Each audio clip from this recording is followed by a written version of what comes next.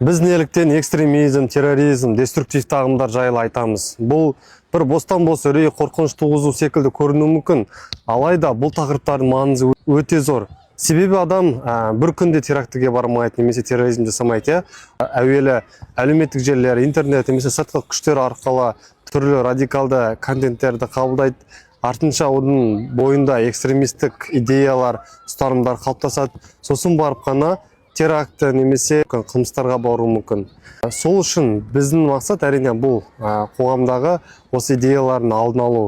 Мәселен, жаңалықтардан көріп отқан шығарсыздар, өздеріңізде ұлтқа тіл тигізген үшін немесе түрлі біздің мәдени ұлттық құндылықтарымызды мансұқтаған үшін, оларға тіл тигізген үшін, діни алауыздық туғызған үшін көптеген азаматтар ұсталып, сотталып жатады. Әуелі адамның ойында осындай бір радикалды экстремист идеялар пайда болады, кейіннен ғана адам нақты әрекеттерге барады. Сол үшін де біздің бір мақсатымыз осындай контенттер арқылы жалпы экстремизм, терроризм алдын алу болып табылады.